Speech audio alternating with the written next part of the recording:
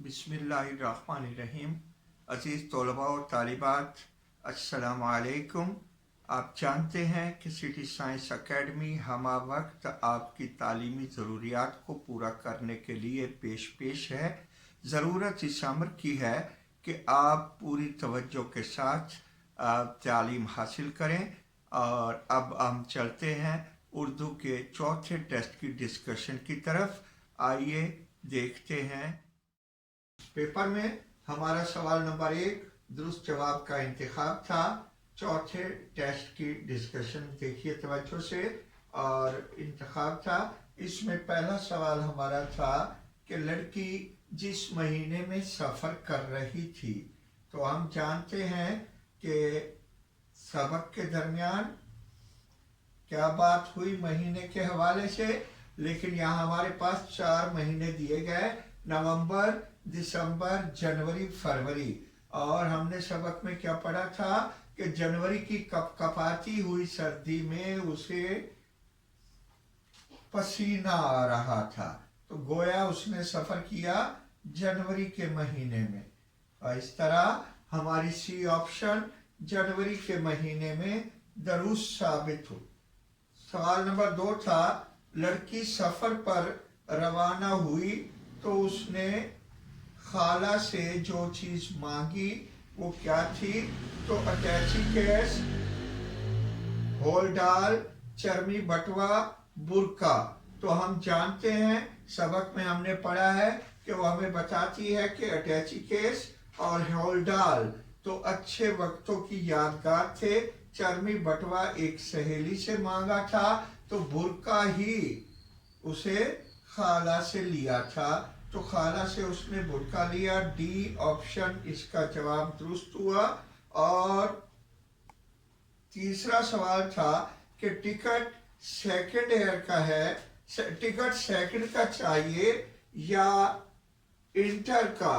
तो इसके लिए हमारे पास ऑप्शन थी, नौजवान ने कहा, कुली ने कहा, टिकट क्लर्क ने कहा, लड़की ने कहा। तो ये शोशा छोड़ा था नौजवान ने, लिहाजा ए ऑप्शन नौजवान ने जवाब दुरुस्त हुआ। हमारे पास चौथा सवाल था कि अपनी माँ के पास बैठा मिनमिनाने वाला बच्चा था तकरीबन। ऑप्शन है हमारे पास 6 माह का, 1 साल का, 1.5 साल का, 2 साल का। तो दुरुस्त जवाब है डी, 2 साल का। और 5वां सवाल हमारे पास था कि एक अधेड़ उम्र की औरत मोटी मोटी रोटियां थोप रही थी। तो ऑप्शंस हैं बाजरे की, मकई की, जौ की, गंदुम की। तो इसका दुरुस्त जवाब है बाजरे की। ए ऑप्शन बाजरे की मोटी मोटी रोटियां थोप रही थी। आइए अब दूसरे सवाल की तरफ चलते हैं। हमारा दूसरा सवाल मुख्तसर सवालात के जवाबात तहरीर करने का था। लड़की स्टेशन पहुंची तो उसने सबसे पहले क्या देखा। तो इसका दुरुस्त जवाब है कि लड़की स्टेशन पहुंची तो उसने सबसे पहले रेलवे स्टेशन की बंद खिड़कियां देखी। घर वालों ने अकील को साथ ले जाने का मशवरा दिया तो लड़की ने क्या जवाब दिया। तो इसका जवाब था कि घर वालों ने अकील को साथ ले जाने का मशवरा दिया तो लड़की ने जवाब दिया कि मैं कोई लड्डू पेड़ा हूँ कि मुझे कोई निगल लेगा और अकील को साथ देकर उगल देगा। ये तीसरा सवाल, लड़की पर अमीरजादे की असलियत कैसे खुली। इसका जवाब था कि लड़की अपना ख्याल बटाने के लिए और धूप खाने के लिए चचा के मकान की छत पर चली गई और टहलने लगी। उसकी निगाह साथ वाले मकान में पड़ी जहां बांस की खुरी चारपाई पर एक नौजवान तहबंद बांधे लेट रहा था और उसके सराने बीड़ी का बंडल पड़ा था और एक ओवरकोट छप्पर के नीचे झूल रहा था। लड़के ने जैसे करवट बदली, दोनों ने एक दूसरे को देखा और इस तरह लड़की पर उस अमीरजादे की असलियत खुल गई।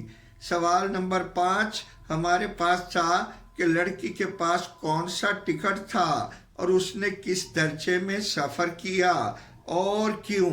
गौर कीजिए, एक सवाल में 3 बातें पूछी गई हैं, तो इन तीनों का जवाब देना लाजिम होगा। एक सवाल में जितनी बातें पूछी जाती हैं उनका उतना जवाब देना लाजिम होता है। लड़की के पास 3rd क्लास का टिकट था, यानी तीसरे दर्जे का टिकट था, लेकिन उसने इंटर में सफ़र किया और उसकी वजह ये थी कि वो अमीरजादे पर अपने बुरके और कीमती अशिया का रोब डालना चाहती थी और ये साबित करना चाहती थी कि वो भी अमीर ख़ानदान की लड़की है। हमारा तीसरा सवाल मज़मून लिखना था यौम आज़ादी।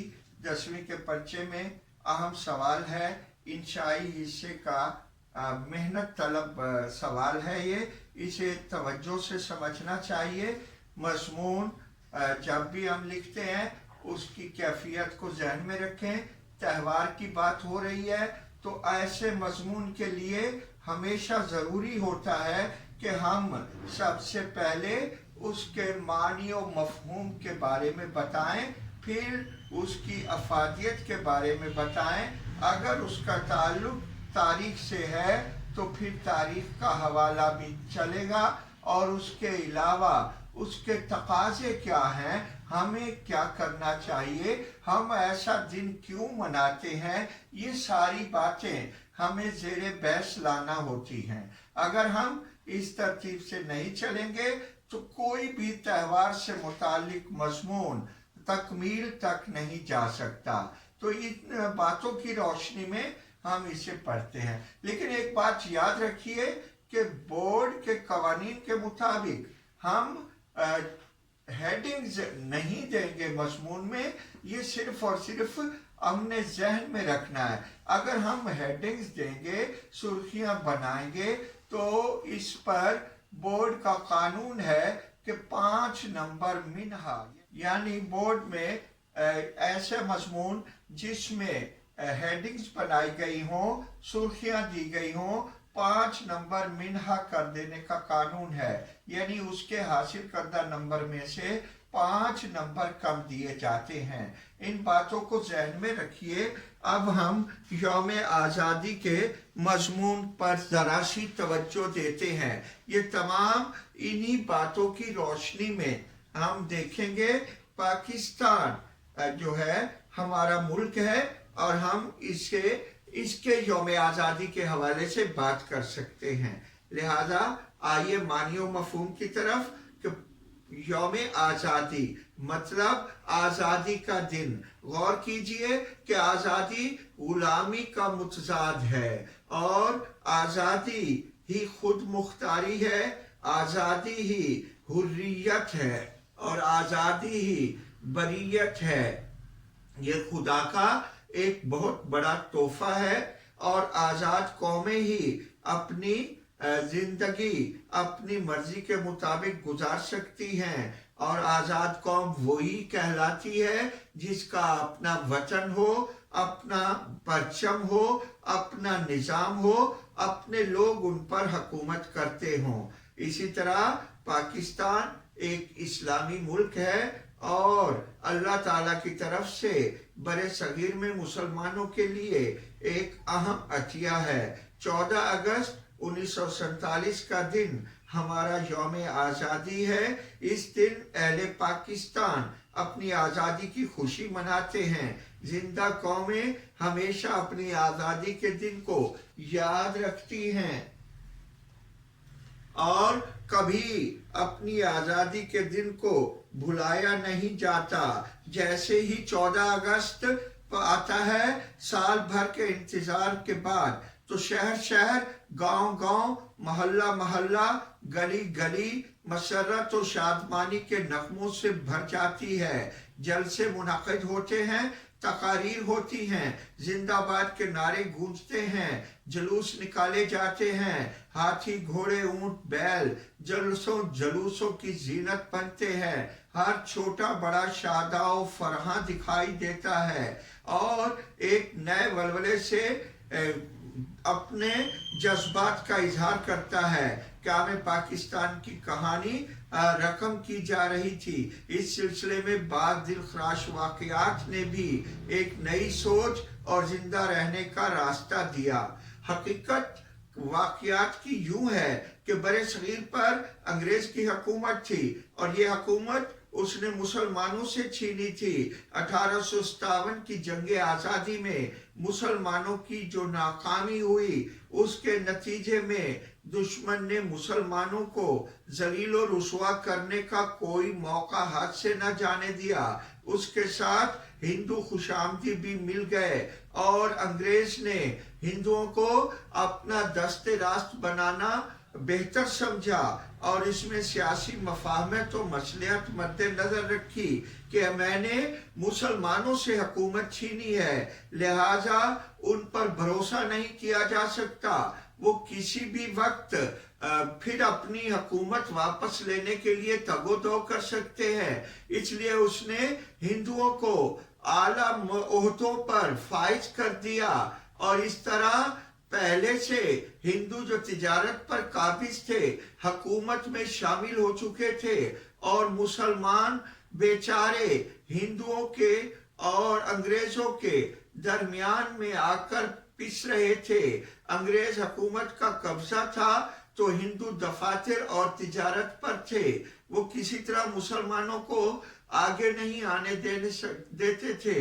इसलिए मुसलमान दफातर में चपरासी या चौकीदारी तो कर सकते थे, बल्कि वो अफसर तो दूर की बात है, क्लर्क तक नहीं बन सकते थे। अंग्रेज और हिंदू उन्हें पीछे से पीछे धकेलने की हर मुमकिन कोशिश करते रहे। हकीकत ये थी कि हिंदू का ये मंसूबा था कि हम इतने मजबूत हो जाएं और हिंदू लोगों को इतना मजबूत कर दें कि अगर अंग्रेज चले भी जाएं तो बड़े सगीर के हुक्मरान मुसलमान न बन सकें और हिंदू इन पर हुकूमत करें और मुसलमानों को मुसलसल गुलामी की चक्की में ही पीसा जाए और ऐसा तरीका इख्तियार किया जाए कि इनका किरदार मस्क कर दिया जाए। अंग्रेज और हिंदू के गठजोड़ से मुसलमानों की हालत काबिले रहम हो गई और वो बेचारे किसी तरफ के न रहे। मुसलमान अकाबिर भी इन हालात मज़कूरा से गाफिल नहीं थे। आखिर मुसलमानों ने मुसलसल कोशिशें की और जो मुसलमान रहनुमा थे उन्होंने मुसलमानों के लिए सर तोड़ कोशिशें शुरू कर दी। इनमें सबसे पहले जो मामला हमें दिखाई देता है वो सर सैयद अहमद खान का है, जिसने तालीमी हवाले से मुसलमानों को आगे से आगे लाने की कोशिश की और फिर तवील अरसा मुसलमानों की जिद्दोजहद आगे बढ़ती रही और नतीजतन 1906 में सर सैयद अहमद खान के साथियों ने, दोस्तों ने ढाका में मुस्लिम लीग की बुनियाद रखी और ये ऐसी तंजीम थी जो हिंदुओं की तंजीम कांग्रेस के बराबर मकाम रखती थी और उसे साबित करना था कि उसमें कांग्रेस से कम कुव्वत नहीं और जिस कदर हिंदुओं की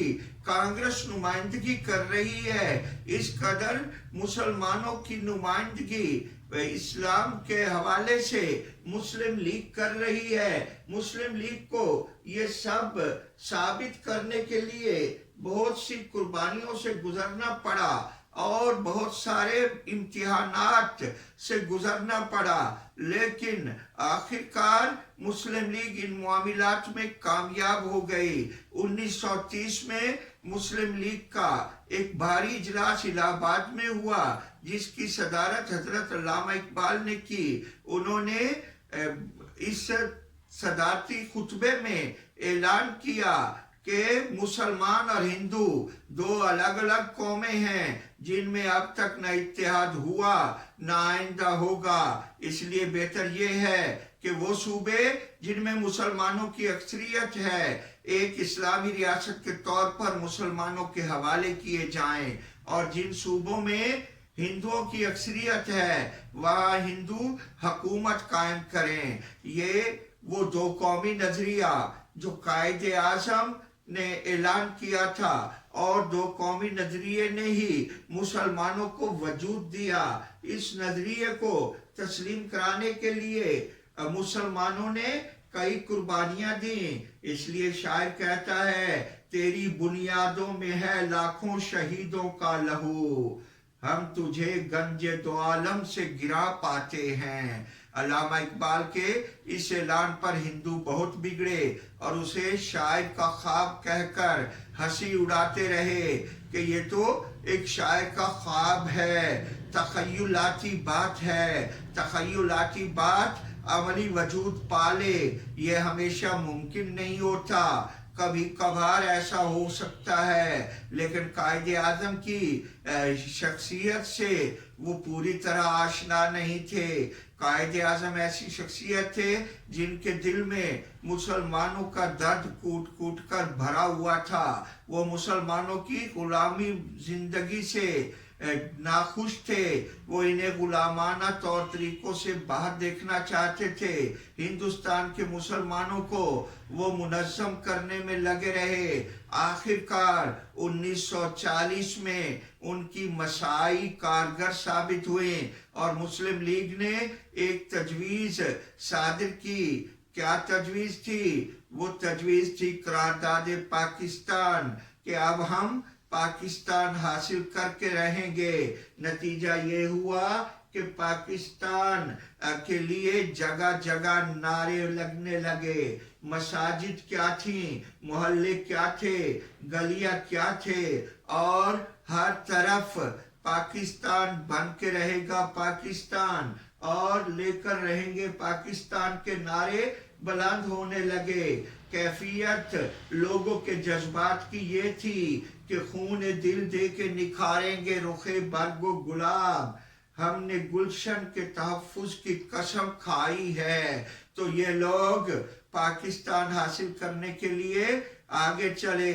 جب ان کے نعرے گونجے تو ہندو بھنا گیا اور اس نے اپنی اکثریت کے علاقوں میں مسلمانوں کا قتل عام شروع کر دیا تاکہ یہ لوگ پریشان ہوں، خوف زدہ ہو جائیں، دہشت میں آ جائیں، اور دہشت میں آ کر پاکستان کے حصول سے پیچھے ہٹ جائیں۔ مگر ایسا کب ممکن تھا؟ مسلمانوں میں جس قدر شہادتیں ہوتی گئیں ان کا جوش و جذبہ اور بڑھتا چلا گیا، اور حقیقت میں اقبال نے سچ کہا تھا کہ افراد کے ہاتھوں میں ہے اقوام کی تقدیر، ہر فرد ہے ملت کے مقدر کا ستارہ۔ تو ہر شخص، ہر مسلمان، ہندوستان کا ہر مسلمان پاکستان بنانے کے لیے بے قرار تھا، اور اس کی زبان پر ایک ہی نعرہ ہوتا تھا کہ پاکستان کا مطلب کیا؟ لا الہ الا اللہ۔ اس طرح پاکستان کے لیے تگ و دو اتنی بڑھی کہ مسلمانوں کا جوش اور بڑھا اور وہ دشمنوں کے سامنے کھڑے ہو گئے، سینہ تان کر کھڑے ہو گئے۔ نتیجہ یہ ہوا کہ انگریز اور ہندو دونوں مجبور ہو گئے اور پاکستان کے قیام کو منظور کیا۔ اس روز جب پاکستان کے قیام کا اعلان ہوا تو 14 اگست کا مبارک دن تھا، اور یہاں کے مسلمانوں کے لیے خوشخبری یہ تھی کہ 14 اگست 1947 کو 27 رمضان الشریف تھی، اور رمضان المبارک کی 27 لیلۃ القدر ہے، اور وہ پاکستان جو اس زمین پر اسلام کا قلعہ بننا تھا، اللہ تعالیٰ نے لیلۃ القدر میں یہ تحفہ بھی مسلمانوں کو عطا کیا۔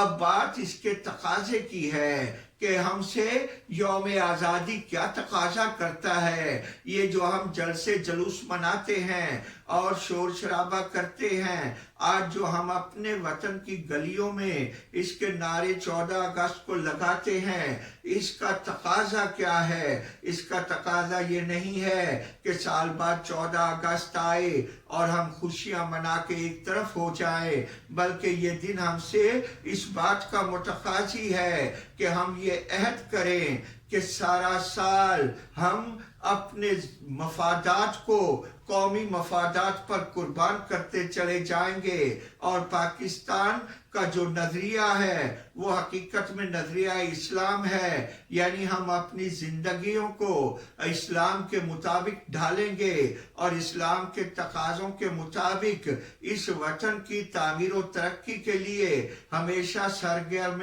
عمل رہیں گے، اور اپنے دفاع کو اس قدر مضبوط کرتے رہیں گے کہ کبھی کوئی دشمن ہماری طرف آنکھ اٹھا کر دیکھنے کی سکت بھی نہ کر سکے، اس میں ایسی ہمت بھی پیدا نہ ہو، اور پھر ہم اللہ تعالیٰ سے دعا مانگنے کے حقدار ہوں گے کہ خدا کرے کہ میری عرض پاک پر اترے وہ فصل گل جسے اندیشہ زوال نہ ہو۔ تو بچوں، مجھے امید ہے کہ آپ نے تمام باتیں اچھی طرح ذہن نشین کر لی ہوں گی، اور آئندہ آپ کے پرچوں میں جو بھی سوالات آئیں گے انہیں بہتر سے بہتر طریقے سے حل کریں گے، اور لکھائی بھی اپنی خوبصورت کیجئے تاکہ پہلی نظر پیپر پر جب پڑتی ہے تو ممتحن کی نظر لکھائی کو دیکھتی ہے۔ اللہ آپ کا حامی و ناصر ہو اور آپ کامیاب و کامران ہو۔